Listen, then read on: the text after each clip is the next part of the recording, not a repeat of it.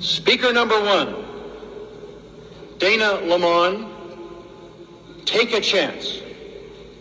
Take a chance, Dana Lamon.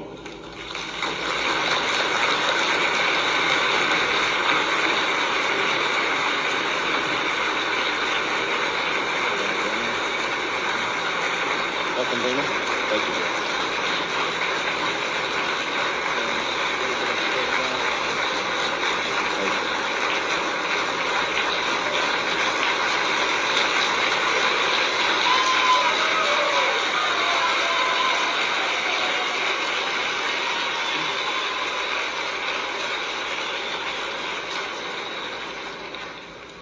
Mr. Toastmaster and distinguished officers, fellow Toastmasters and guests, here we are, Las Vegas, a place where most, if not all of us, are willing to take a chance. 3 coins in the slot, pull the lever, and watch for those cherries and oranges and bars and sevens, hoping that this time the payoff will be the jackpot. Oh, we know that our odds of winning are against us, but we think someone is going to win sometime. Might as well be me.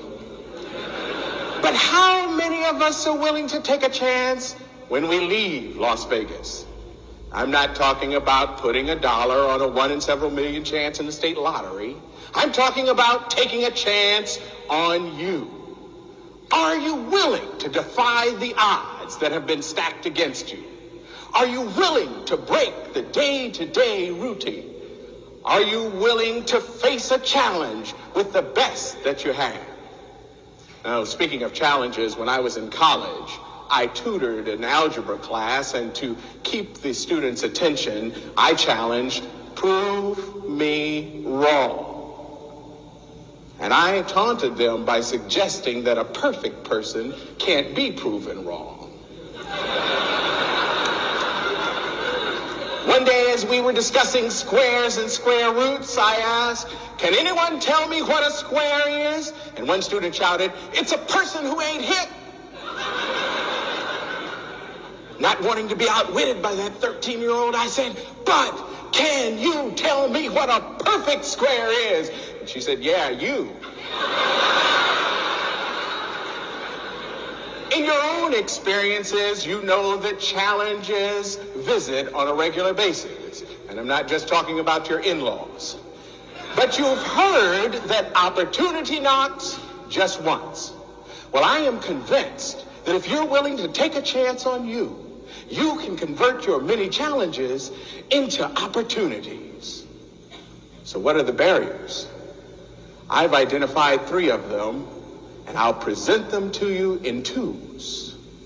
Too afraid, too comfortable, and too indifferent. Now first, some of you are too afraid to take a chance. The fear of failing is what confronts you most often. It will stop one from launching a new enterprise, while it stops another from expanding an existing business. And the fear of rejection stops still another from contacting a friend or relative to mend a hurting relationship. Don't let fear stop you. Take a chance. And if you have to, try again. Just as you do when you're at that dollar machine and you see that you've almost had 3 sevens. You try again. Several years ago, my dad bought a Volkswagen that had been previously owned by a USC student, and scratched in the dash of that car was the student's motto: if at first you don't succeed, you're average.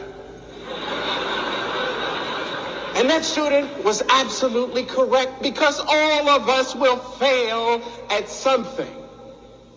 Well, maybe not all, because some are wrapped so tightly in your security blankets that you're too comfortable to take a chance. Too comfortable to change careers when you're unhappy with your current job. Too comfortable to return to school to finish or further your education. You operate by that maxim, a bird in the hand is worth 2 in the bush. Totally ignoring the possibility that the 2 in the bush might be mated to produce an entire flock. I assure you that if you continue to do what you're currently doing, you will continue to receive what you're currently receiving. If you want something different, you have to take a chance and try something new. Finally, there are others who are too indifferent about life and its value to take a chance. When my wife Jackie was pregnant with our first child, she had a problem that required her being rushed to the hospital. And I arrived about 7 o'clock that morning, and the doctor greeted me with, "Mr. Lamon, I'm sorry. She's lost a significant amount of fluid, and the baby can't be saved." He prescribed a drug to induce contractions and sent her to the labor room. That afternoon, a second doctor was on duty, and she came in and made a thorough examination of Jackie and pronounced, "It won't be long before it'll all be over." And she sent a social worker to discuss the funeral arrangements. That evening, a third doctor was on duty, and he took an ultrasound and saw a baby live, kicking and plenty of fluid. His prognosis was a successful pregnancy, and it was. You can be like the first doctor, and based on what has already happened, conclude that there's no hope. You can be like the second doctor, make your thorough examination, and based on what you think should happen, conclude that there's no hope. Or you can be like the third doctor and take a look within and always find hope where there's life. Ladies and gentlemen, before you leave this city, you'll probably return to the casino to spend your last few dollars.